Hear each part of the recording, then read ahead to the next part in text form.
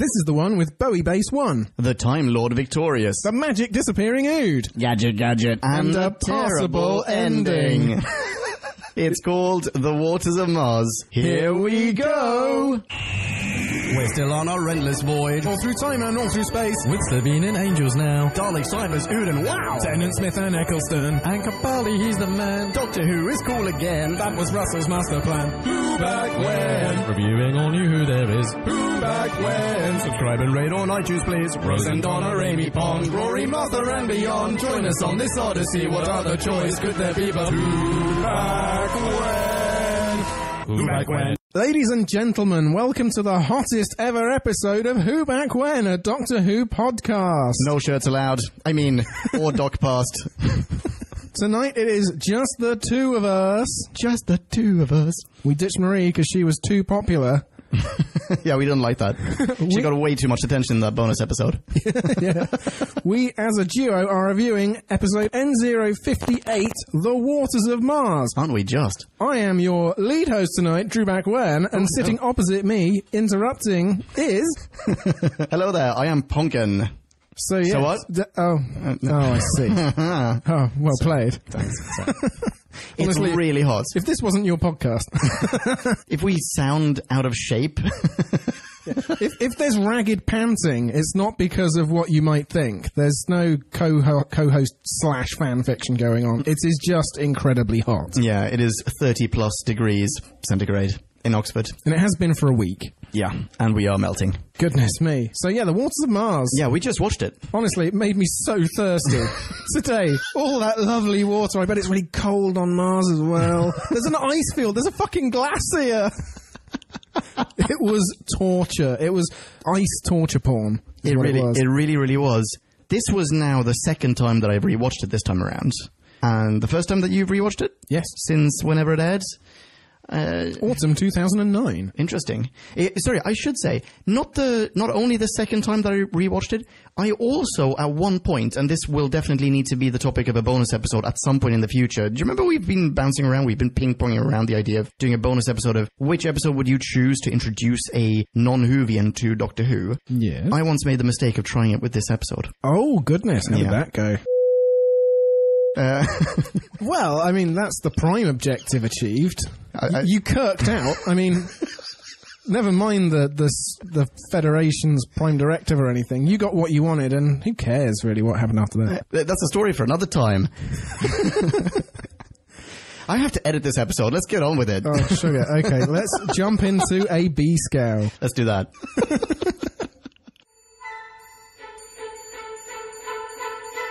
Time for us to synopsize, Clarify and summarize. so take a view And grab a brew. and listen to this overview, this free-for-all. We like to call a bite-sized chunk of Bite-sized chunk of Who. The Doctor arrives on Mars just as a convenient solar flare has cut off comms between Earth and the first ever off-world colonists. A ragtag bunch of botanists from a mix of nations Captain Planet would be proud of. The crew of Bowie Base 1 has suffered a broken water filter just as they've perfected their first Martian carrot. Turns out veggies really are bad for you, as they're now about to be turned into Martian water zombies. But can the Doctor intervene? Or is this perchance one of those fabled fixed points in time? And even so, does he care? Do we? When the best Mars has to offer is an annoying robot and grown men wetting themselves? B-Scout over, you are welcome. Aren't you just? I sang that as David Bowie. Not that you'll hear it in the mix. But go back and listen, Podcast Land. He's in there. R.I.P. I heard it. I felt it.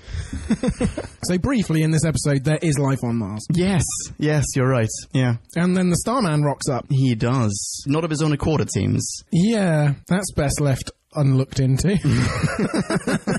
Well, he probably just sets the TARDIS to random. Actually, random human. Random English-speaking human. And then the TARDIS takes him there. Random English-speaking blonde woman. Also, if we're going to say, all right, the TARDIS takes him to where he's needed, on the occasions when he doesn't deliberately take the TARDIS somewhere, he's not needed here because clearly he can't do anything. Spoiler alert, fixed point in time, nothing matters. Like, nothing he does matters. So why would the TARDIS take him here? That's a very good point. The TARDIS would have to have the same fetishistic urge as the showrunner to put the Doctor through the maximum amount of suffering he can possibly endure in an hour. Yeah. I mean, and as though that weren't enough, I mean, he actually is fairly absent from a lot of this. There's static, at least. Static, yeah. There is a huge, I want to say, half-hour chunk. 20 to 30 minutes of this episode is just the crew of Bowie Base 1 doing stuff, and the Doctor hearing every word they say. Why? I don't know.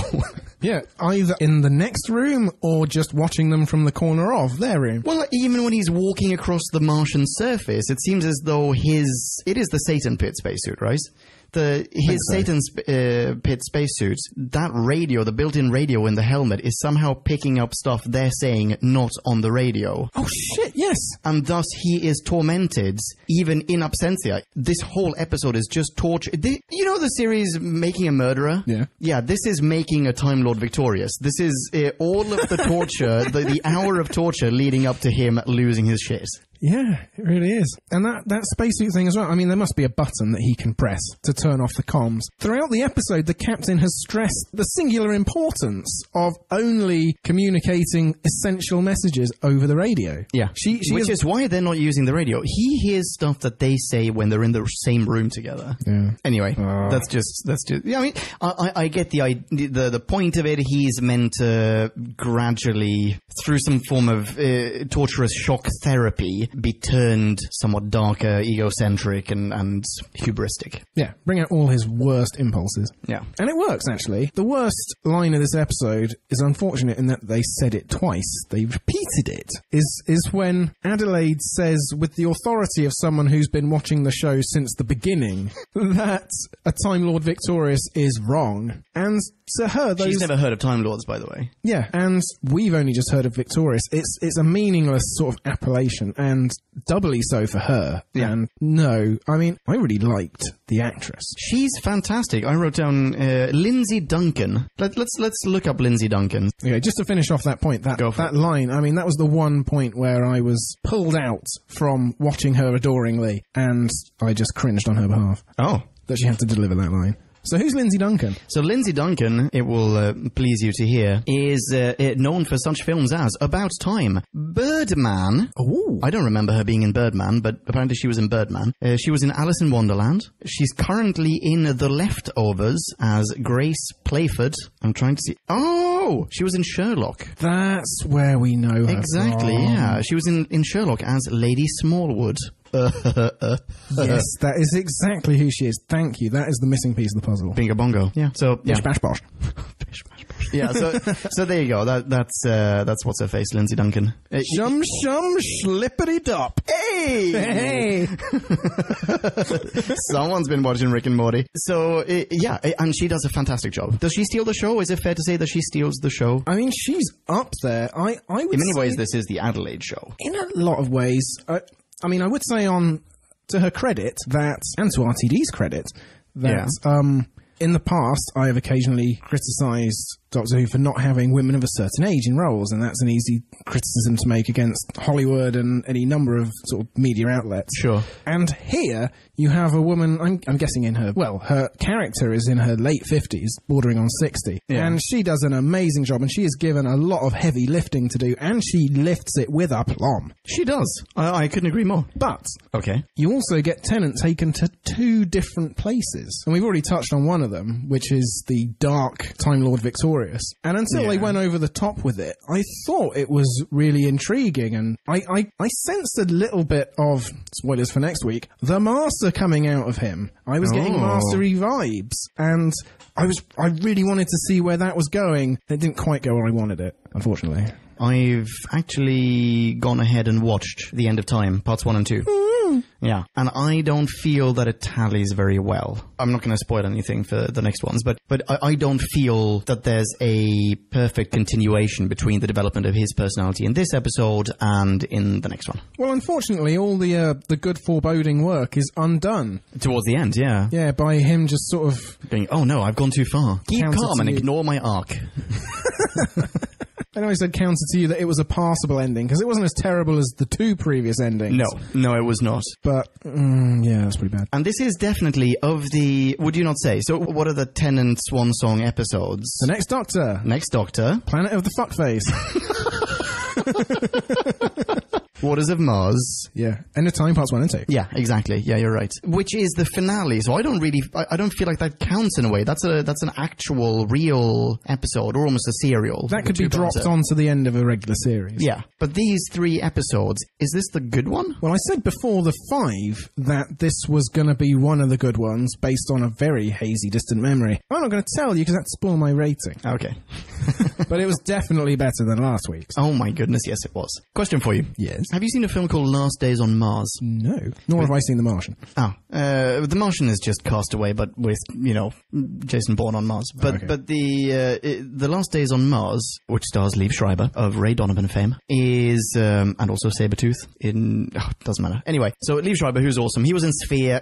Fucking hell, you need to watch these things. Oh, you need to watch Sphere. I got to watch The Girl in the Fireplace first. Yeah, okay, I suppose that's true. But anyway, so The Last Days on Mars is about a bunch of scientists on Mars, or scientists/astronauts on Mars, who discover some frozen water, and they take some of that water. Mm-hmm. There's bacteria in it. Mm-hmm. The bacteria turns them into zombies. Mm-hmm. And I don't know, I can't even classify this as a spoiler because I don't really remember if this is actually how the film ends. Mm-hmm. But I want to say that Liev Schreiber is about to blast off from Mars when he realizes that he too is infected and blows himself up in the rocket. Mm-hmm. Is that not exactly this episode? Exactly. Yeah. Yes, beat for beat. Yep. Yeah. Wow. And The Last Days on Mars. Check it out, ladies and gents of Podcast Land. And I'm guessing that film came out before autumn 2009? I want to say so, but I'm not sure. Now I need to double check that. Hang on, I'm looking it up. Never let it be said that Liev Schreiber is derivative. No, Last Days on Mars was from 2013. Oh ho. Yeah. So, well done, Doctor Who, forging a path through originality, the outer reaches of the human imagination. Liev Schreiber, you're a shameless He didn't write it. Parasite. He didn't write it. How dare you speak in such a way of Ray Donovan? No, he didn't write it. I don't know who wrote it. I've already closed down. You just got his stooge to steal a good story for him. Just hiding behind him like a coward. Fuck you, Liev Schreiber. Oh, shut up. It's so hot. Liev, I really hope I'm sorry, Liev. I really hope that you're listening. The heat has got to me and I just become hyper-aggressive. Liev, I have a massive man crush on you. Okay. That's why. I'm jealous. I'm so jealous. All right, different question for you. So you know how there's a little spiel we get to hear about the oil apocalypse, we get to hear about how Earth is a world full of smoke and it's overpopulated, it's crowded, it's terrible, blah, blah. And this whole space mission, it was worth it because now Adelaide finally did have a chance to see a world without smoke. Yeah, and no straight lines. She hates straight lines. She's the opposite of OCD. Yeah. So in the end, didn't London look pretty great and clean and empty and snowy and lovely? Goodness, yes it did. Yes it did. And that snow was white and not grey and slushy and horrible and there was no one there. It was quiet. It was perfect. It was serene. It was quieter than it is now. Yeah, I mean the only thing you can say in its favour is that it sort of made it timeless, so you didn't have to do too much set dressing. That's true. Because I thought they could have rocked up any time from the 19th century onwards. I really didn't know where they'd gone for a while. I thought that he was going to drop them a la Weeping Angels safely in a point in the past where they wouldn't disturb the timeline. Exactly. Right? Shall we get right into the timeline nonsense? Yeah, let's nail that down. Okay. So many questions and so many points of criticism about this. I'm really sorry. I thought they did quite a concise job in this episode, but carry on. Oh, really? Yeah. Really? I thought the doc was like, yeah, you've heard about the fixed time thing. Well, I'm going to define it a little more certainly for you now, and then I'm going to mess with it, but, time rebounded. It's like a wibbly-wobbly elastic band. In that case, one of my notes is wrong, because I wrote down, is this the first mention of fixed points in time? Oh, I don't think so. Oh, right, okay. Oh, I'm misremembering in that case. Regardless, we get a definition of what a fixed point in time is. Certain moments in time are fixed. Tiny, precious moments. Everything else is in flux. Anything can happen. But those certain moments, they have to stand. This base on Mars, with you, Adelaide Brooke, this is one vital moment. What happens here must always happen. What is a fixed point in time? Well, a fixed point in time is something that you can't go back and alter the space-time continuum so it avoids that. I mean, the whole Time War is time-locked. Isn't that one giant fixed episode in time? I guess so. Yeah, they must have dropped that before now. All right, yeah, that's probably true. Okay, so a fixed point in time is something that even if you were to try to alter it, time itself will somehow final destination you and make the outcome happen regardless, by any means necessary, right? Yeah. Okay, so angry. All right. Honestly, Adelaide... I didn't think he could look any more flustered, podcast land, but he is a raging inferno over there. Okay, so Adelaide... Fucking Adelaide! And that bastard doctor. Okay, wait.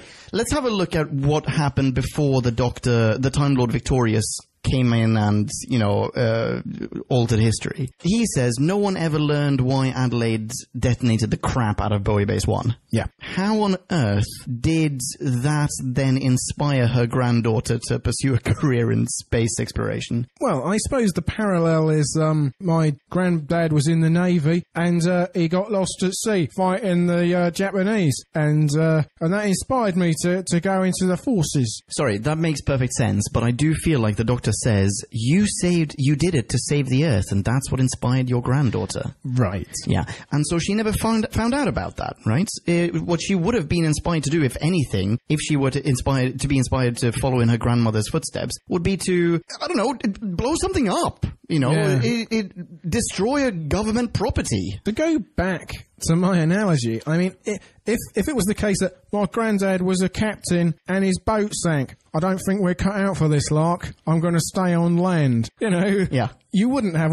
On Earth, what they've seen is an absolute disaster. On Earth, there are dozens of public inquiries launched. They don't go to space again for another 50 years because they're too shit scared, because they'll all just fucking die out there because of what a terrible example has been set by Adelaide Brooks. Yeah, okay. So now... the Time Lord Victorious intervenes. He saves Adelaide and Yuri and What's-Her-Face. I didn't clock her name either.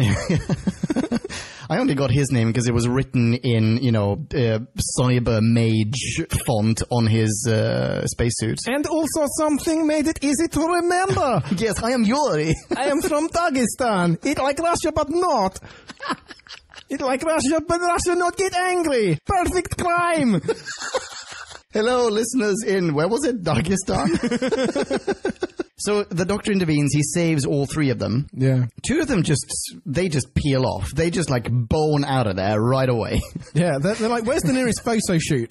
We've got 15 minutes of fame we want to have. Adelaide immediately goes and blows her brains out in her completely empty house that hasn't been sequestered by the state and rammed to the brim full of, the excess humans that we've created on this planet. Yeah, and when her granddaughter finds her shattered skull, I'm sure she's going to take inspiration from that. There you go. So that was point B.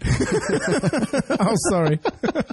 Here's point C. What do the other two, Yuri and What's-Her-Face, what did they tell the authorities? Because I didn't freeze frame and read the article. Well, neither did I, so I can't give you an answer there. That's something we should probably look into.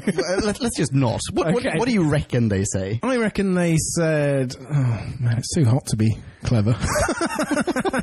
I reckon they said, I tell you what, I've got an amazing script for a film.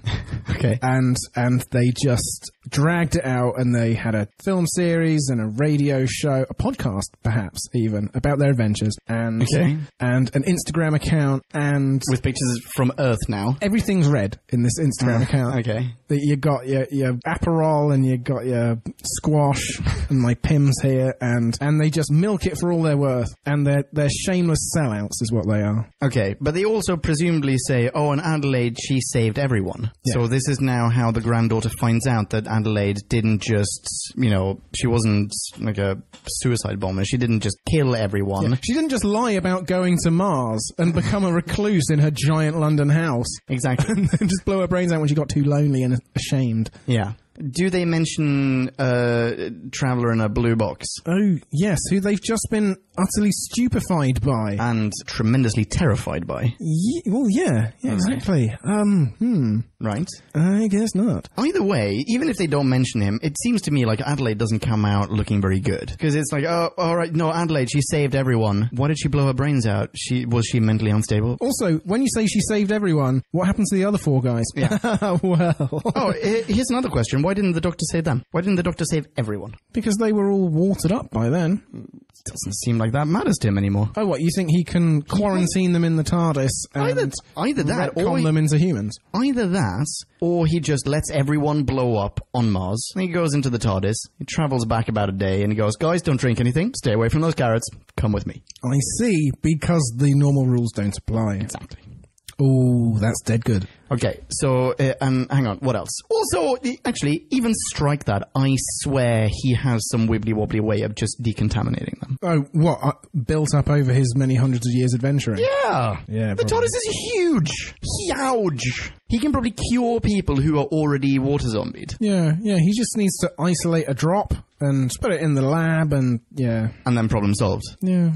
Yeah. Okay, what else? What have you got? What do you want to go? Oh, did we finish the whole timeline thing? I don't know. What else you got? How do you feel about how timeline changes are described in this episode with those flashy articles and obituaries and... You're leading me, I think, to criticize this otherwise impeccable episode.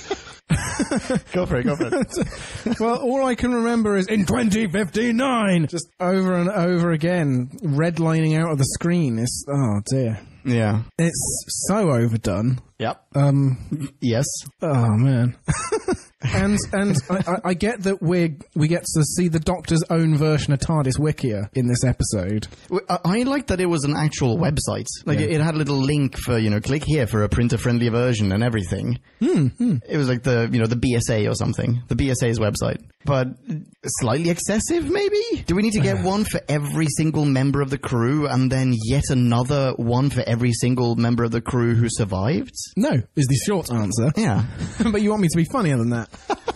Sorry. I mean, he could just have said, you're Adelaide, you're the young one, and so, that's pathos, all nasty. You're the other one who'll survive. And you and you and you and you and you, these are all your names. See, I know all your names, and we can move on with our lives. Yeah. Or maybe have Adelaide. Everyone else group photo. Yeah. Yeah, actually, why not? Yeah, I mean, they'd all be on the crew same died page. on the same day. Yeah, exactly. Yeah, and even before that, they were the first off-world colonist crew. Of course, there's going to be a separate page on that then splits into the sub-pages. Dear, oh dear. But then to have all those little changes, I mean, we even get to see the way... I mean, is he thinking of an actual website? Because we get to see... The parallel in my head is Back to the Future, with the photo that fades depending on the changes that you make. Oh, like the fading ood? No. Are you sure that's not why the ood fades? Because the Doctor, instead of going and becoming the Time Lord Victorious, he pulls back from the brink. I think... Oh, I don't... Okay, I'm really says, sorry. I'm not going to fuck with time anymore. And the ood's like, all right, see you next week. I think that's just the ood sending him a telepathic message. Oh, okay. But... No, but in Back to the Future, Marty has the photo of his family, and slowly but surely he fades out of it because he's never going to be born. Yeah, and there's the wheeled vehicle leaving the fiery tyre tracks behind it. Yes, also another parallel. But so in this case, we get to see even that website that shows Adelaide was born in North London and then she died on Mars. Fade, and then died on Earth. Yeah. Okay. Is that really the only word that's going to change in that article? No. No. And B, that seems like a specific article to me now. That doesn't seem like, people are now going to remember her as having died on Earth, having blown her brains out, rather than in a fiery explosion on Mars. That's a specific goddamn website. Yeah. Yeah, and is that the Doctor's own memory changing? Of that website. Yeah. I mean, it's definitely a website. It is the real TARDIS Wikia. Yes, it is. What it is. Right. Oh my god, it is exactly. That's exactly what it is. Yeah, I hated those bits. Yeah. They were definitely overdone. Yeah. Unfortunately. I interrupted you, though. You wanted to go on about Ood, or was it something else? Sorry. I think I was going to start going on about... Gadget! Oh. We should probably just get everything that we heard about this episode out of the way. Yeah, let's let Gadget have it. Okay, go for it. Or Paulie's birthday robot from Rocky IV, which I had to tell you about. Yeah, I'd forgotten about it. I'm disappointed in you. I'd forgotten about it. You've been spending all your weekends watching Liev Schreiber marathons instead of cycling through the Rocky films endlessly. You know, to be honest with you, I don't remember what the robot in Rocky looks like. Well, it's slightly more feminine because Paulie ends up having a sort of pseudo-sexual marriage with it. It's horribly disturbing. It's where the phrase uncanny valley originally, came from. Really? No. Okay, then. It was the 80s version of Uncanny Valley. All right. In order of offense, from least to most, let's list some of the aspects of Gadget. The gloves and the way he's operated and the way that if he's going quickly, the guy just sort of... he starts climaxing. Yeah. Where that guy... You know he wears those gloves to bed, right? Yes. That's why no one else would put them on. When the doctor, pimps my gadget, why does that then translate to the power gloves, the Nintendo power gloves, giving robo nerds an orgasm? I don't know, because Gadget is just running in a straight line. Well, not just that. Why would he feel it in the gloves anyway?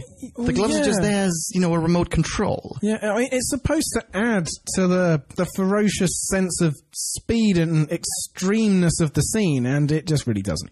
Yeah, you're right. And then we get to see the exact same thing with the Doctor later on as well, when he's powering Gadget across the Martian landscape. Yeah, except he's riding the high. He's double-handed many times before. This isn't new to him. Oh, that's true.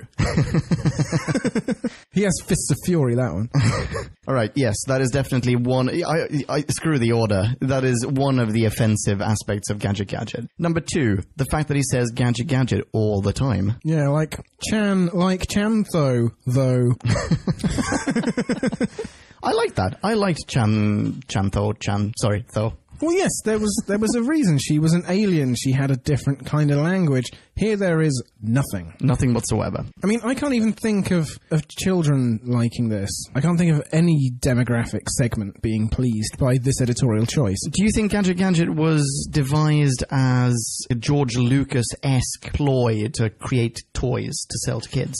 Well, no, because he's so flimsily constructed. If you try and shrink that down to figurine size, that's going to be impossibly complex. Yeah. You can only do it these days because you have a 3D printer. Back then, I assure you no Gadget merchandise was ever produced. Okay.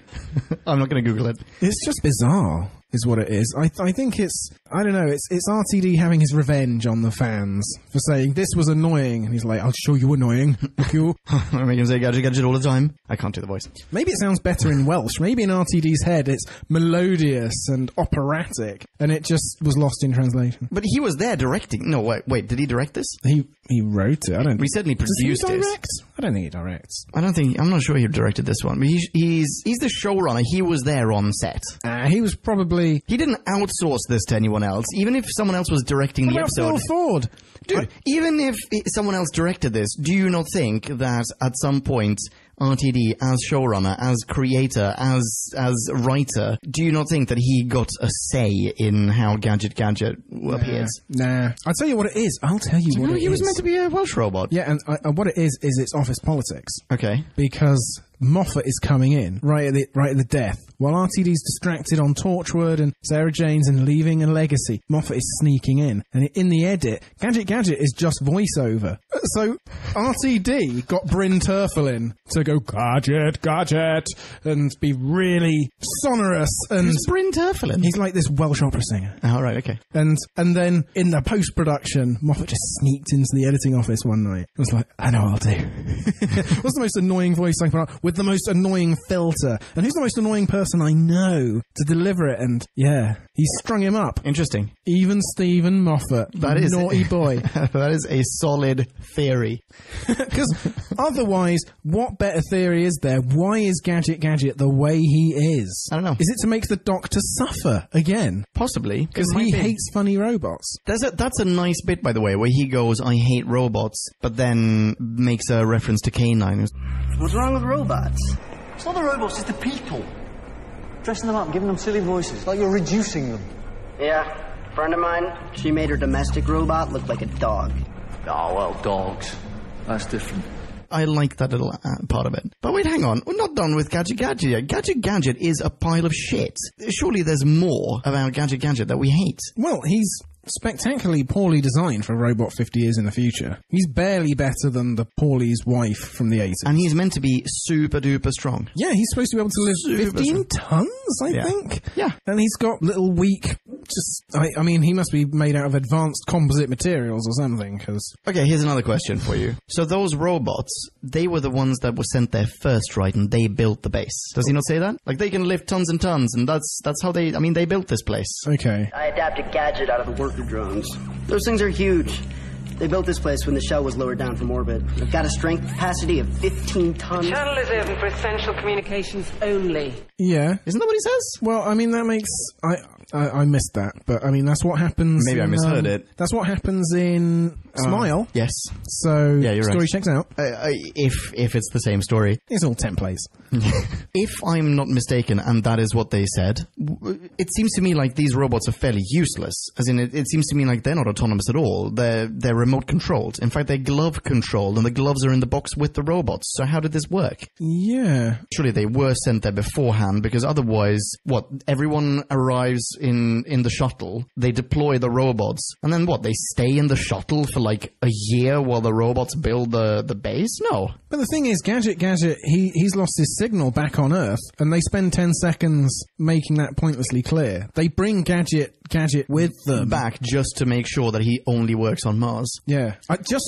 Why does he not stop working the second the base blows up? Yes. Why isn't he left in the TARDIS to be filed away by the Doctor for a rainy day? Yeah. But yeah, just to extend our agony a little more. Yeah. Gadget from start to finish is awful. He is. He very much is. He doesn't even have, usually when you have some awful side character, they might have a redeeming line or something about them might make a shit of sense. But not in this case. I can't think of anything. No. He's crippled to go at just uselessly slow speed as well, which annoys me. Yeah. Even though somehow there are little jet boosters in his rear. Yeah, and all the corridors that they have to navigate are tremendously long. Yeah. So what? They say, Gadget, time is the urgency. Get off to Sector E right now. And maybe 30 minutes later he might have made it. I mean, for fuck's sake. Okay. I think before we carry on slating this episode... Yeah. There are some good bits as well. Yeah, you alluded to some good dialogue. And there were a lot of little zippy, snappy lines in this one. Oh, okay. Let's hear some. The first one I noted down was when they asked the Doctor to state his name, occupation, and whatever it was. Oh, yes. State your name, rank, and intention. The Doctor. Fun.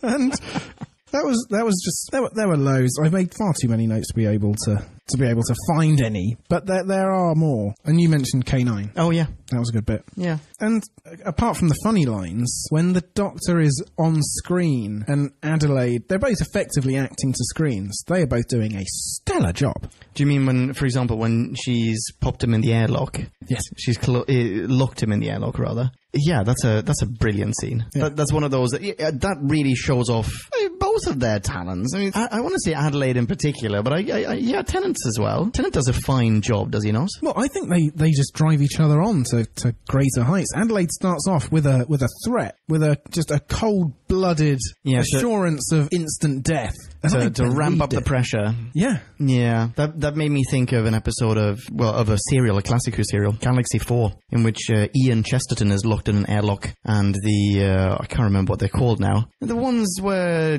William Hartnell just points at one of their vaginas. I can't remember. The serial is called Galaxy 4 anyway. They lock Ian Chesterton in an airlock, and they do the exact same. You would have hated that one because it's an episode where the cliffhanger is like the pressure gauge. Oh. Like a countdown, basically, but it's a count up of pressure. I am as horrified as surely Barbara was at the time. Anyway, sorry, digressing. That was right? Barbara was right? Barbara, yeah. Barbara Wright, in fact. Yeah. Oh, shit, wow. Yeah. I'm trying to say good things about this episode, and you're reminding me there was a countdown. What are you doing? I'm sorry about that. I'll tell you what, though, I'm going to counter that. Okay, counter it. This was a good countdown. Oh, was it now? Because it went to 0. And the thing that happened at the end of the countdown, or was supposed to happen, happened. Rather than you get to 3 or you get to 2 or you get And to it stops. 007 or you get to 1 or Yeah. they're completely out and there are no consequences. In this instance, everything on Mars died instantly. It actually worked. Yeah. Yeah, you're right. So wait, this is how we get a countdown past you. We actually make it a valid countdown. Yes, you give it a point. Is that your problem with countdowns and count-ups? Yes. But what about, I thought, wait, hang on, what about in, like, Daleks Take Manhattan? Where, is it Daleks Take Manhattan or is it Daleks in Manhattan? Sorry, Yes, it's Daleks in Manhattan. there you go, sorry. Where they're going up the lift, that's going somewhere. It's not like they're like, oh, they're 2 floors away and now we stop the lift. They're arriving. Yeah, I suppose, but they have enough time to get safe, and it's just a way of killing time with numbers before the next scene happens, and what you already know is going to happen starts happening. Okay, that is a fair point. Yeah, in this one, and also because we know that they die. Yeah. And we don't know exactly how they're going to gerrymander the fixed time wibbly-wobbliness. Yeah. You think, well, maybe at the last second, Adelaide pulls them back out the ship, out the TARDIS, says we have to die, and the Doc arrives on Earth alone. That's a possibility because of the whole fixed time conceit. Yeah. And so that there isn't more riding on this countdown, and the fact that it actually ends, it leaves us in some sort of suspense. Okay. Yeah, I see where you're going with this. Yeah. And just the fact that you have too many. That's just rampant overuse of countdowns. Okay, well, let's move to something that was, in my view, really well done. Okay. Water zombies. Yes. They're known as the Flood. That's TARDIS Wiki. I noted this time around that in the episode, the Doctor actually does refer to the Flood on a number of occasions. He never refers to them as the Flood, but he does say, like, you know, and then comes the Flood, something, something, it only takes a drop, and blah, blah, whatever. Like, he does mention the Flood on a number of occasions. Yeah. Okay. They were brilliant, were they not? They were. I was able to see beyond the black in the guy's mouth at one point. To where the he actual opened it. water dispenser thingy. Well, not that I could see the water, but I could see, you know, that there's a plate top and bottom, and around it, obviously, was still his cheeks. So. Sure. So they could have done a bit more post-prod touching up on that, but I guess, but... Yes, whenever they turned around, it was the shocking moment that was required. And not just that, the bit where before they turn, where they're shaking and shivering, and then all of a sudden they just stop and they're standing completely still. Well done. Bravo, whoever did that. Yeah. Yeah. Very creepy. I liked the whole, water is patient, water can wait. Yeah, water always wins. Yeah. Oh, really well done. Yes. If water can make it through everything, wouldn't everyone there be dead, though? Because wouldn't air slowly but surely be seeping out of the place? And because it's not like they're eroding the roof of the base with water towards the end of it. It's that water finds little crevices here and there, right? That's what it is. Yeah. Right? So that means the place isn't airtight. Yeah, and it means that does it mean that the water in some way can direct itself? It probably doesn't, does it? Because there is so much water falling in that scene where Steffi is separated from the rest of the crew at enormous length. Sorry, do you mean Steffi Ehrlich, which means honest? Because you can't have a good person from a different country who doesn't have a name that says something to the effect of good person. Oh, like Goodfellow. Yeah. Yeah. Is it a German surname? It doesn't sound... Ehrlich, it just means honest. Yeah. I don't know, maybe it is a surname. It probably is a surname, but... Yeah. It's like in Die Hard with a Vengeance, where Simon Peter Gruber needs to change his name to Peter Krieg. Okay. Oh, hi, my name is War. Am I a good guy, do you think? Ugh. Look, if you're going to start pulling people up on names, then Charles Dickens is going to have to rewrite his entire oeuvre. Yes, I suppose. But still. Yeah. So the point was that there are gallons and gallons of water all over the floor, so it must just be sitting insensate on the floor rather than creeping towards the other side of the room where I don't think it's sentient water. No, so really all they're doing, as their name would indicate, is flooding from the top, and the water's just via gravity just falling through crevices, as you say, even though that's 10 meters of steel. I mean, you know who you should blame for this? Fucking Gadget. Yeah. Fucking shoddy job. Piece of shit. What kind of operation are they running on Mars?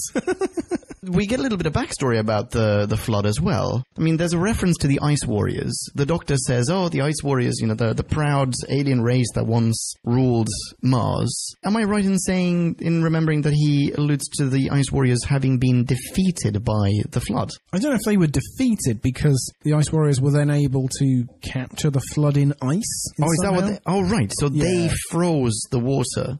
Yeah. In order to contain the threat of the flood. I believe so. Right. Which also, I mean, I don't know, because there are so many Ice Warrior serials between this episode and the last time that we encountered them on Who Back When, you know, in Classic Who. Mm-hmm.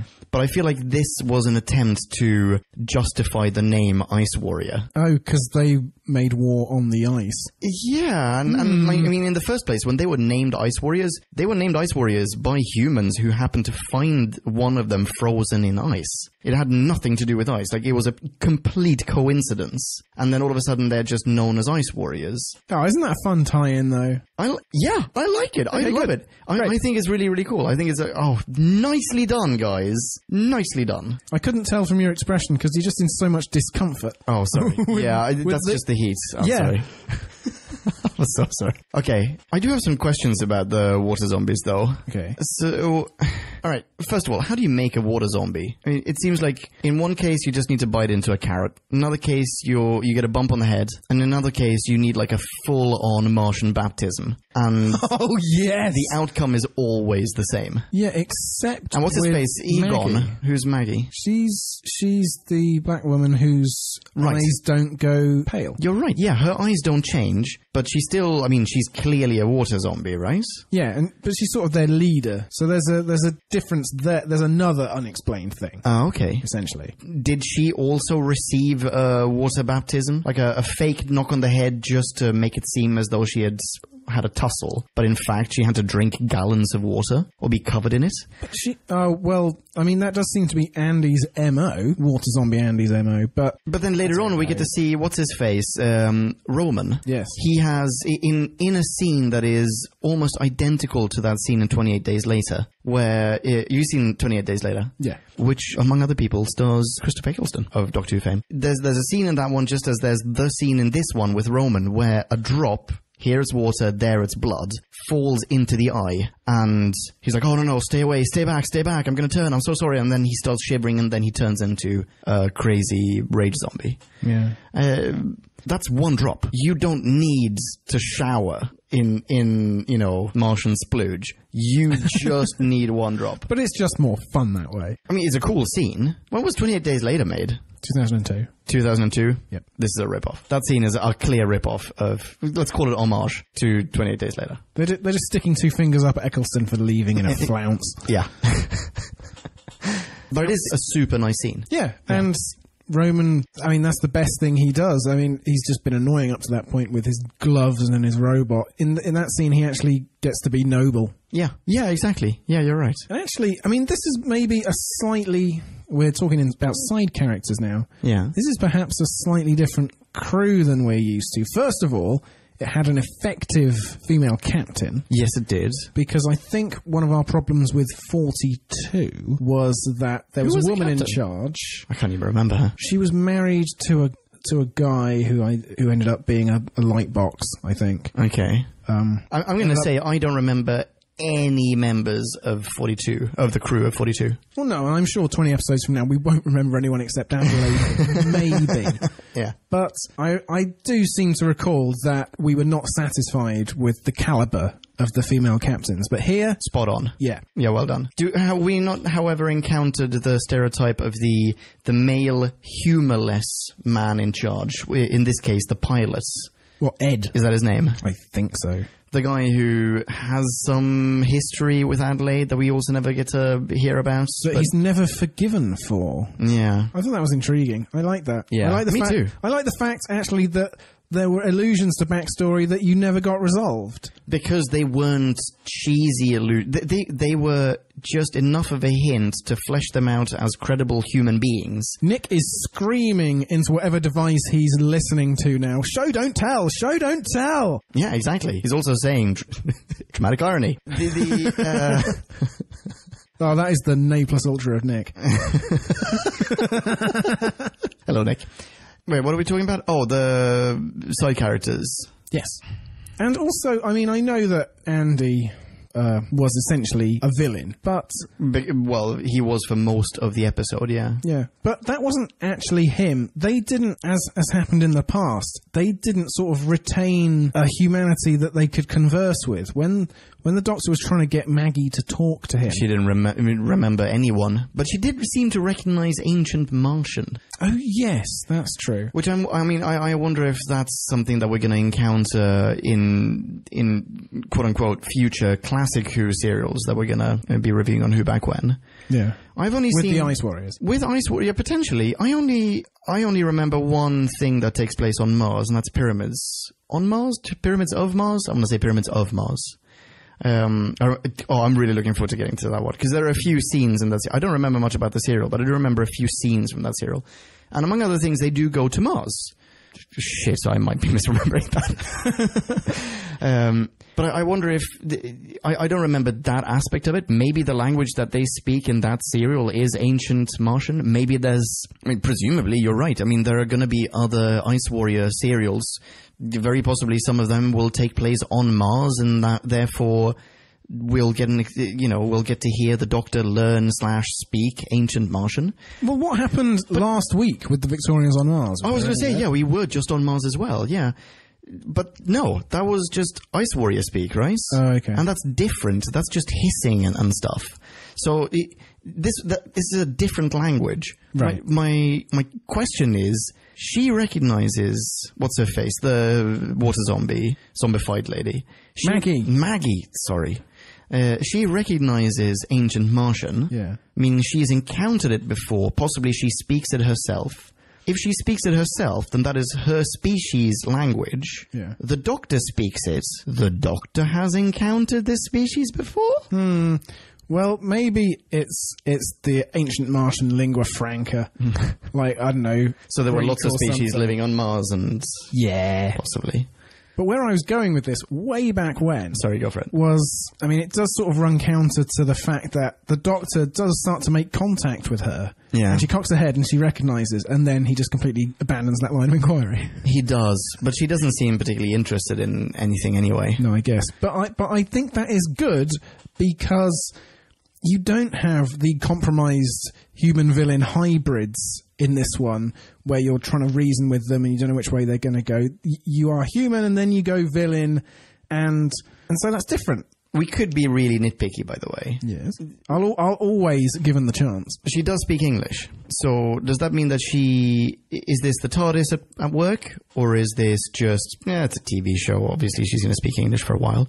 Or is this, she hasn't turned completely yet, and therefore she hasn't lost all of her memories? Or is it... Is this in the sick bay before she does the Thriller dance? Exactly. But while she is speaking English, she looks at the monitor in that, I'm going to say, dreadful scene, where Yuri is just like flipping through pictures of Earth, never turns around, never goes, why are you asking me these really weird questions? You know where I'm from, you know what Earth looks like, and so on. But anyway, she doesn't recognize Earth, she doesn't know anything about it. She goes, oh wow, there's lots of water there.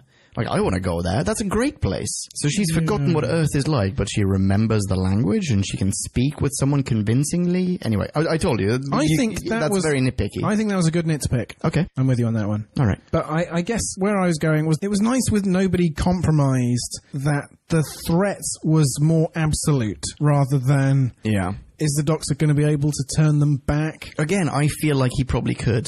He probably could, but if he had done that, that would have just muddied the waters.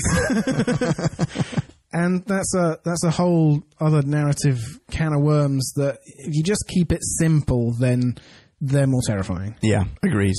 And there's the most heart-wrenching scene in terms of, people are dying. I mean, across the board, everyone, all but 2 people die, right? Yeah. And one of them, we can't even remember her name. Most of them. Wait. I've remembered Ed, Maggie, Steffi. Yori, Roman, Adelaide. That's pretty much everyone. Andy, except the other survivor. Yeah. The other survivor, we can't remember. Survivor number 2. Survivor number 2, yeah. Okay, so, but for me, the most heart-wrenching scene is when Steffi Ehrlich, when she is locked in that room and she's watching a video of, is it her kids? I'm guessing so. I can't remember. I didn't really listen to... I was too busy writing at that point. Find some fucking native German-speaking children if you absolutely need to plop kiddywinks into your episode, because they did not sound like native German speakers. Really? But I didn't really make a note of what they were saying, or rather I've forgotten anyway. But that scene is heart-wrenching when she's looking at that, and then all of a sudden, from behind her, she can feel like a splash of water, and she knows it's over. Like, this is me gone. Yeah. My personality is going to be erased. That is... Yeah. Oh... super powerful. We were watching well it done. with the third, and was it at that point that Miramu was moved to tears? Around about that point, yeah. Miriam was actually crying. And that is, I mean, I'm going to say, yeah, well done for having made emotionally effective TV. I'm sure lots of people were brought to tears by this episode. Yeah. The crew, I mean, even Ed, he's a bit of a knob. Pilot guy. Yeah, Ed the pilot. But that's because of his and the captain's history. Yeah. And it's not that when you went on your one mission, as happened in the Satan Pit with Toby, like your one mission Toby. across the stars, you took one solid gold bell end along just for the variety, just in case, you encountered some force of evil that would find him a willing host. Yeah. Here, he's difficult, but it's a different kind of thing. You're not waiting for him to turn bad, and at the end he is a bit redeemed, and you even feel bad when he gets wetted up. So yeah, I like that. Different dynamics with this crew, and I just proved I can remember practically all their names. Well done. Which is rare. I don't think that's rare at all. You have a very good memory for these things. Yeah, well done. And good point. Plural. So I said that the Time Lord Victorious was one new place Tennant went to. Yeah. And I liked it for a while. I really did like it. I didn't like his inner Mickey monologue, sort of giving him a pep talk, a potted history of the Time War. Oh, yeah. To bring him around from absolute inaction to... we saw manic depressive Doctor. Well, this is him just going massively schizo, isn't it? Yeah. This is him suddenly, like, he's talking himself into Time Lord treason of a sort. Yeah. What and are going those... completely bipolar while he does so. What are those not Time Lords, what are those sound bites from? They're from other episodes that we have recently reviewed, I'm sure. I don't know, but it could be pretty much everything we've heard to date. It could almost be, yeah. Because there's a fair few of them, and they're only ever dropped once or twice at a time. This could be the entire... And it would make sense. This is the whole new history that RTD has given the Doctor, and it's all going to culminate in the next two parts. And in fact, it also, back to square one in a way, full circle, he says, those are two different things. He says, we hear the, is it called the Bad Wolf theme, or possibly the Rose theme in the background? That's a perfect rendition of it, by the way. We have the choir in the background, which is what we heard in Eccleston times, when the Bad Wolf mythos was suddenly exposed in a way, when the lore of Rose was deepened on screen. We got to hear that music. Yeah. And now we're hearing it as he is facing his own bad wolf. His own bad self. Oh. Exactly. Yes! He's getting down with his bad self. Yeah, the other place that they took him to was, as we've alluded to, just the ultimate sort of experience of suffering. Yeah, emo doc. Yeah.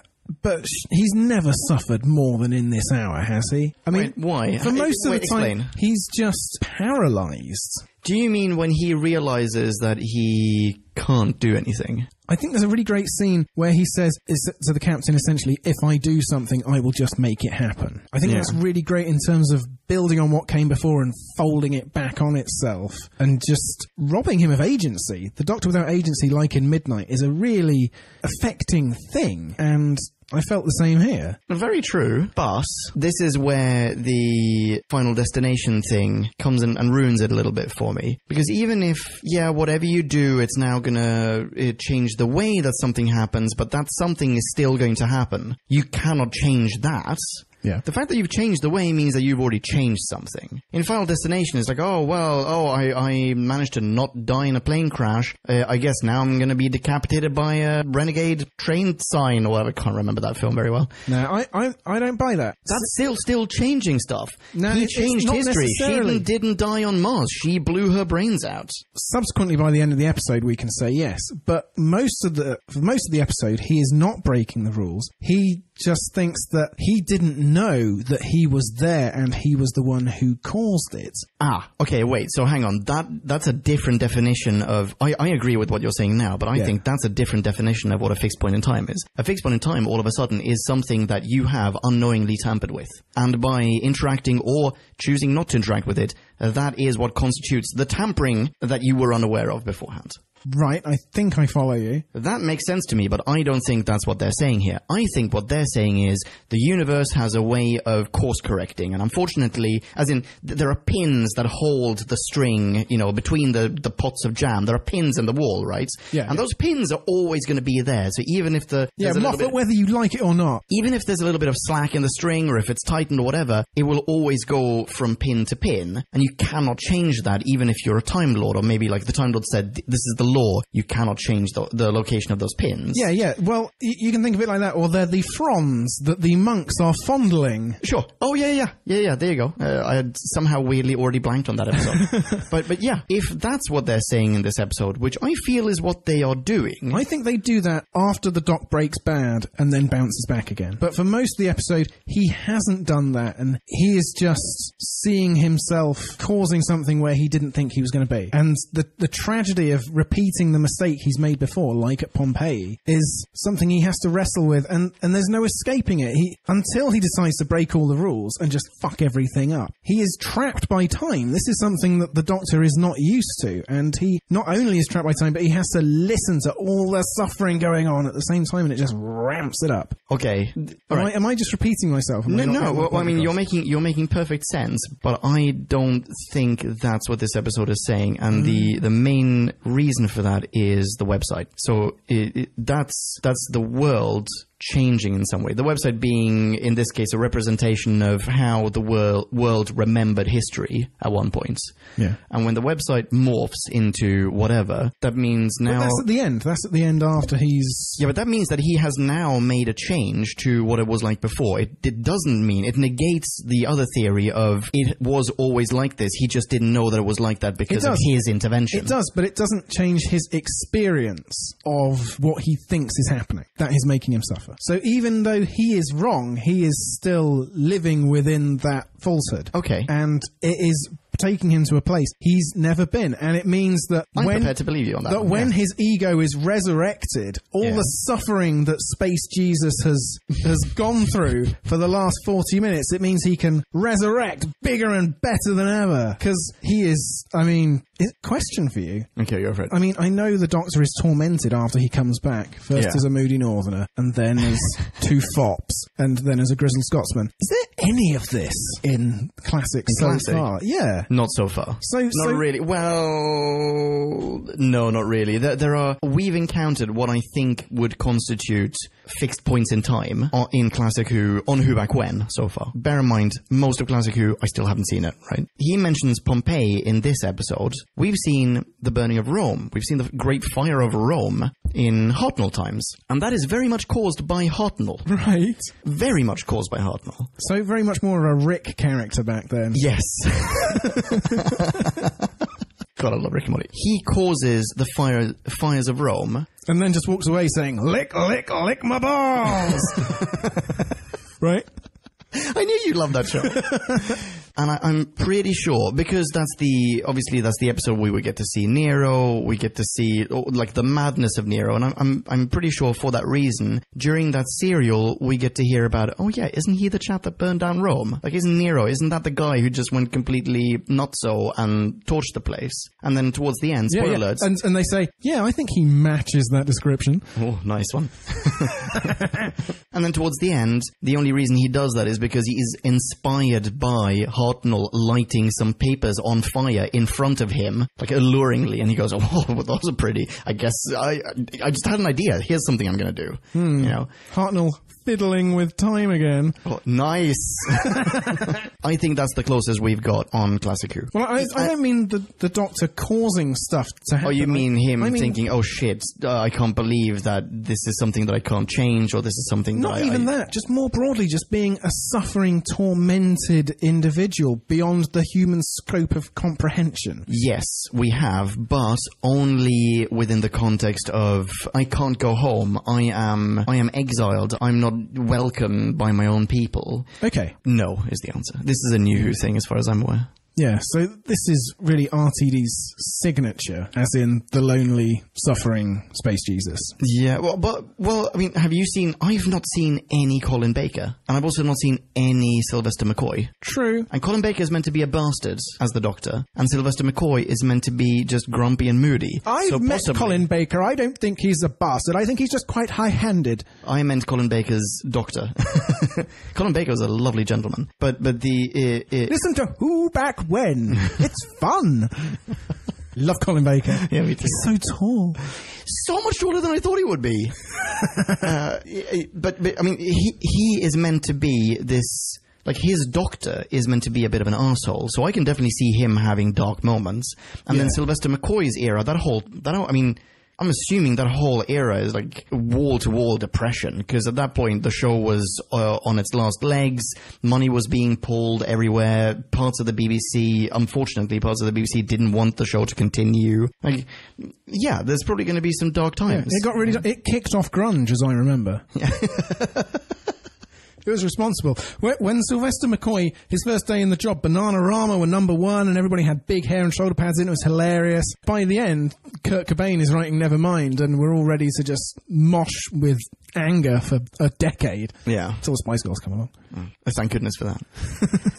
So, anything else? Is there anything else? The dramatic walk away from the rocket boosters that doesn't vaporize the Doctor. Oh, but knocks him over in that very tenuous atmosphere, yeah. Yeah. And sets off several self-sustaining fires. Yeah, I don't know enough. I'm not well informed enough to know if there's an atmosphere on, enough of an atmosphere on Mars to allow for open flames, but specifically flames that dance in the wind. But yeah. Yeah, that was a low moment. I've also written Countdown elicits visceral reaction from Drew. Check. Ood Sigma. We haven't really talked about Ood Sigma. Oh, is that Ood Sigma specifically? He has the Sigma on his... oh, well, there you go. Mao Zedong outfit. This is why I need to write fewer notes and look more at the screen. We get a sorry. Soundbite it. I'm sorry. I'm sorry with all of my heart. Not exactly the so sorry, but it's as close as we're going to get. The Doc's also sorry with all of his hearts. Let's not question that. It must just be a slip of the tongue, a speech impediment. Certainly. Also, after an hour, who the hell are you? Yes, exactly. This is the person whose name we cannot remember. The one who bones off screen. What's her face? Yeah, what's her face? Yeah, exactly. Who has had over an hour to question the man's presence on Mars, and then when they are on Earth, she just goes... I mean, she has her little "it's bigger on the inside" moment, but that's it. That's what takes her over the edge. No, I didn't like that bit. I think it would have been nice if she'd asked that earlier, and then they could have shoehorned in more David Bowie references. The Doctor could have said, yeah, I'm Major Tom, brings out the psychic paper, shows everyone Major Tom. I was just floating around in my tin can and decided to drop by. You know what? I hadn't even thought about the psychic paper. I'm so glad he didn't use the psychic paper. Because that's another thing that he normally would use in this kind of scenario. When they ask him the question they should have asked him. Yeah. Yeah, I guess that's why they didn't ask him. Well, I mean, they do ask name, rank, and mission, objective, whatever it is that he answers with fun. Oh, yeah, and that's enough for them. Yeah, I like it. I'm pleased that they didn't go full trope. Yes, nice to change it up. Yeah. I have a final few points to barrage at you. Shoot. Mars looks great. Yes, it does, as does the base. Yes, and the rocket, and the last episode really seemed quite amateurish. I mean, not just by comparison, anyway. Yeah, because there was a long stretch in Series 3 where they looked like they didn't know how to make a television show. Especially one with the scope and the abilities you need on a show like Doctor Who, where you have to use your imagination and conceive of things and make things hang together. And last week they didn't do any of that. This week, I feel like you're being a little harsh, but okay, yeah, carry on. Yeah, this week it was much better. The pacing was there were just a few bits of flab, but for an hour, very few, really. Yeah, agreed. I rose at one stage. It was comforting to think of Gadget being left alone on Mars forever when they were going to evacuate. But we didn't get that. Sorry. That would have been nice. It would have been like, was it Spirit or Discovery up on Mars, just constantly trying to get up the wall of that crater, and it stayed alive for months, beeping back to NASA, and then it was just like, nah, he's stranded. He's dead. There's an XKCD comic about it. Oh, okay. You're coming to get me, guys, right? Guys? Pan out to the entirety of Mars. Guys? Gadget? So evil.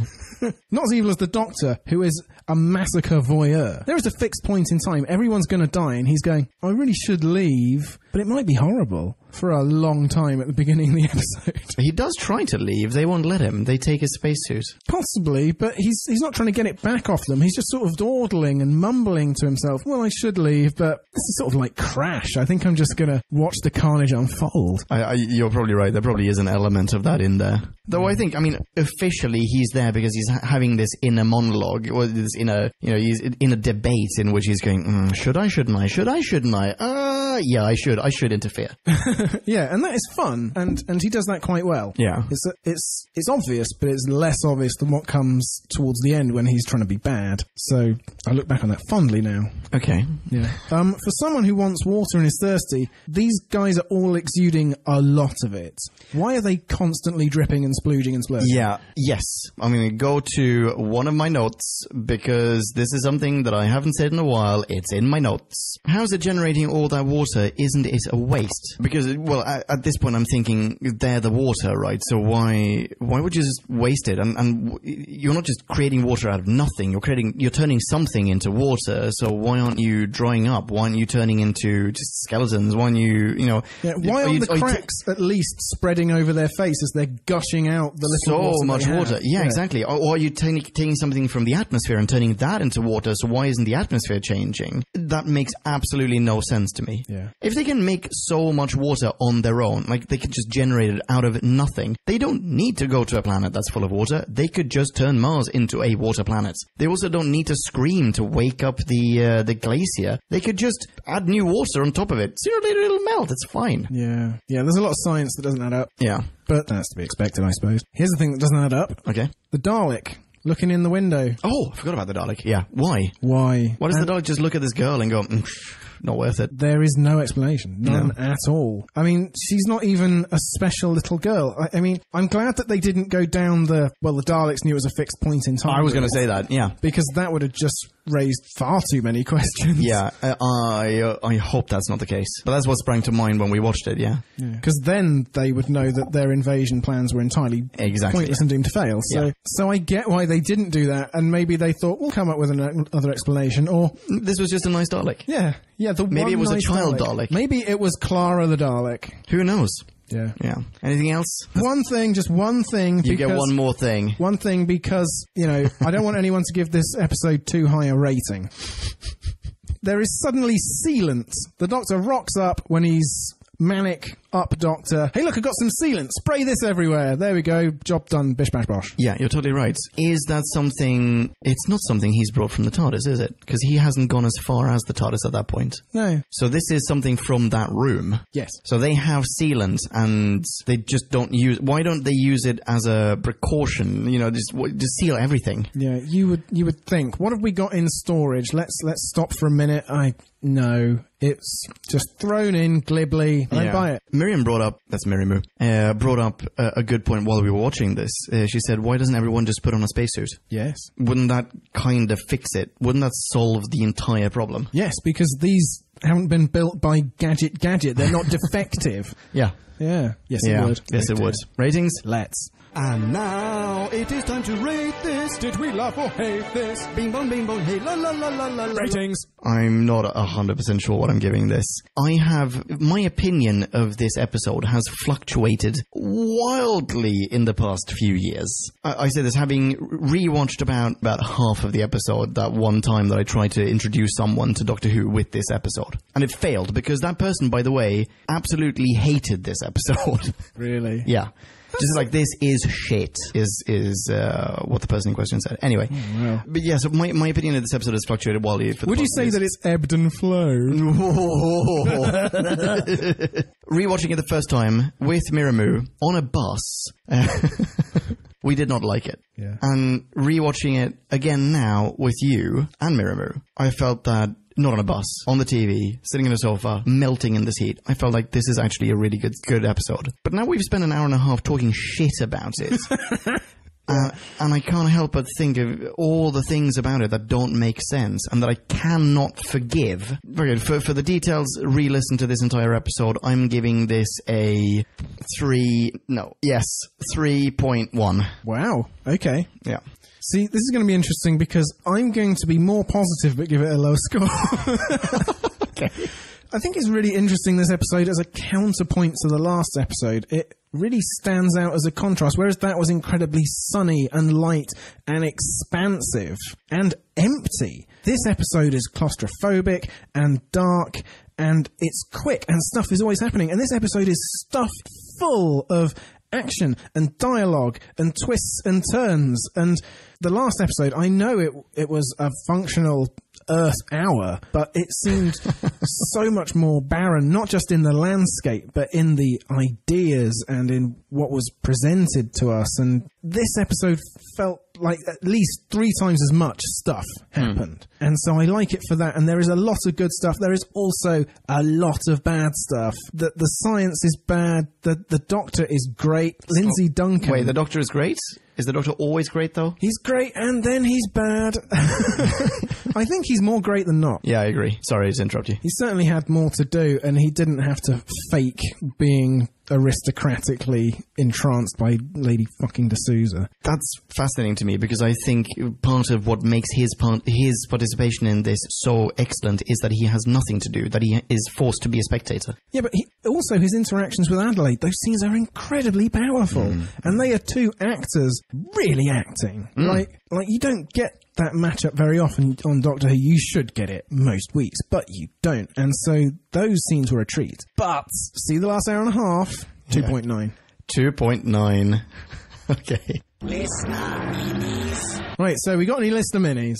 Yes, we do. Shall we start with who's reviewing? Matt Thomas, what's his rating? Matt Thomas. So, Matt says, before watching. Yes, the good one. Admittedly, I've not watched Waters of Mars sensibly for years, but this one definitely stands out in my memory as the only good one of the 2009 specials. After watching. On rewatch, though, I see where Ponkin has issues with the episode. The idea for the episode is good as the Doctor finds himself obliged to let the Bowie-based team die, but instead of making his excuses and leaving, we get the typical 10th Doctor angst, jaw set and grumbling about the Time Lord's burden. Imagine this as a Capaldi episode. Tennant is a great actor, hamstrung by angsty characterization. And if this is his last opportunity to show his acting chops in his tenure, then he's poorly served. Matt goes on, the base team are cool, barring Roman and his dumb robot, with Lindsay Duncan and a young Gemma Chan from Channel 4's Humans being the most notable. If you want to prolong the inevitable, you could justifiably slot the 50th anniversary special in next, as it takes place after this episode in 10's timeline. Rating 3.5. The version of this episode in my memory would easily have been 4.5. Shame. And he adds, said sadly, gadget. And follows up with a sad face, as if we were in any doubt. That is awesome. Yeah, thank you so much, Matt. I'm glad we're on the same page. Okie dokie. Next up, who's this one from? Tracy from America. Hello, Tracy. So, Tracy begins, oh, I did not like this one. Please Please follow along with my enumerated angry points. Number 1. The entirety of the plot is contained in the first and last 10 minutes. The middle 40 adds nothing except perhaps a rather morbid speech by the Doctor about the inspirational Mars deaths. Number 2. Really not too keen on the whole fixed point prime directive crap. Oh. Prime directive! She brought up the prime directive. Yeah, she did. That's freaky. I thought fixed points were universal laws, like the law of gravity. Now they're just some BS the Time Lords made up like a healthcare bill. Ooh, topical. Sliding in at number 3. Do Time Lords just have newspaper clippings or web pages in their heads that magically change as they mess with the past? In at 4. If the Doctor decided to abandon his fixed point morals and save the Mars team, why didn't he just take the TARDIS back to his arrival and save all of them? That's exactly what you said. Number 5 with the bullets. Wouldn't Adelaide's family finding her lifeless body in her living room have also changed history? Yes, I think that's a pretty fair point. Unchanged at 6. Gadget? Question mark. Number 7, and while we're on the subject, didn't the robot get sprayed with water on its way to the TARDIS? Yeah, good point. Yeah. Is there now just like Martian zombie splooge all over the TARDIS? Oh, I don't know. Oh, man. Maybe. Oh, crumbs.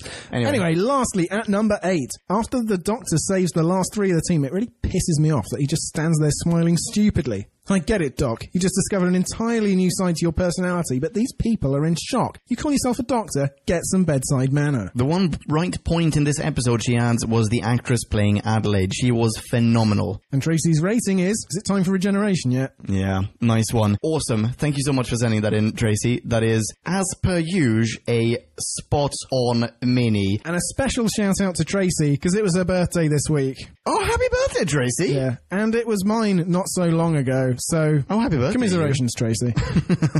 Ladies and gentlemen who aren't Tracy, you can follow Tracy on Twitter. She is at...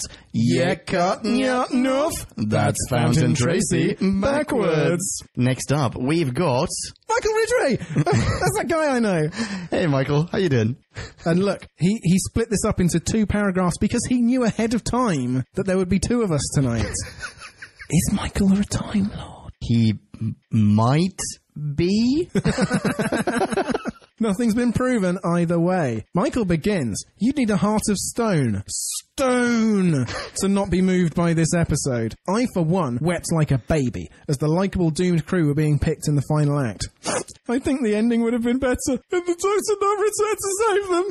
I feel the 7th incarnation of the Doctor would have just left and not given it a toss. Perhaps the water zombie things were an homage to the creepy-ass baddies in sadly deleted Second Doctor adventure, Fury from the Deep. He says he's attached an image here as well, an image which we already have on the Fury from the Deep episode of the screaming guys. That's a super duper good reference, Michael. Yes, for those of you who aren't acquainted with Fury from the Deep, you can't watch it because you can't watch it. It doesn't exist anymore. But you can listen to the audiobook. You can also absolutely listen to our review of it. Possibly, well, since it's a lost one, I'm going to say my review of it. It's probably a solo yeah. one. But yeah, very true. There's like this foam, and people get in contact with this foam. They turn into basically like carriers / not monsters, but I mean, they're super creepy. And Michael's included a really creepy screen grab from it. One of them just screaming. Oh, awesome. Thank you for bringing that back up to surfacing that in my memory puddle. Is Michael on Twitter? I don't think so. Just have to make friends with him in real life like I did. Yeah, I want to. Michael, come here. Befriend us. And is that all? No, it's not. We have an actual, honest-to-God, salt-of-the-earth, straight-up mini-review as Why opposed is that to maxi. so surprising? As opposed to maxi review, because this one comes from none other than the legendary Trenton Bless. Holy moly! Oh my goodness! Hello, Trenton. How you doing? Long time no see. Trenton is aware of this. He begins his review. I finally come back to review the waters of Mars. Let's get to it. Yeah, let's. Trenton goes on. I really liked the atmosphere with this episode. It's dark and edgy, and the flood effect was brilliantly handled. The Doctor has visited the moon multiple times, often talks of Venus, and has even been to Pluto. Hey, Pluto! Sorry.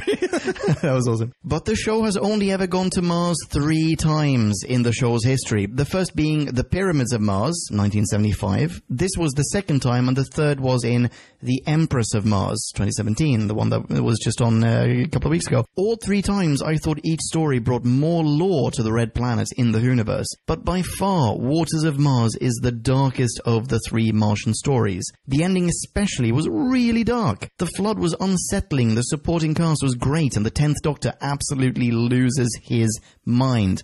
I'm giving this a proper 4.6 out of 5, says Trenton. Whether you love Tennant or hate him, this is a great episode and one of my favourites of his era. And Trenton gives us a preview of how he feels about next week's episode. Next time on New Who, you're doing The End of Time. Oh, God, The End of Time. I suppose that's ambiguous. I'm looking forward to it. I'm looking forward to it as well for a plethora of reasons. Thank you very much, Trenton, for sending that in. Ladies and gentlemen who are not Trenton Bless, you can follow Trenton Bless on Twitter. He is at Trenton Bless. That is Bless with 2 S's. Is one of those reasons you're looking forward to The End of Time Bernard Cribbins? Yes. Yeah. Yes, it is. And because then after The End of Time, we get to do our Tennant/RTD retrospective. Oh, I am super duper looking forward to this. I mean, you know what? I am really super duper looking forward to Matt Smith. Mm-hmm. As is Marie. Yeah. And we're ready. Yeah, we are ready, right? We are ready. I don't think we're ready to see Capaldi leave, necessarily. But maybe after reviewing 40-plus episodes of him, we'll be like, it's time. Yeah. I think so. Okie dokie. So, what's next? Next up, we've got a classic Who review. It's going to be The Damons. After that, we have a new Who review, namely of The End of Time, Part 1. That's right.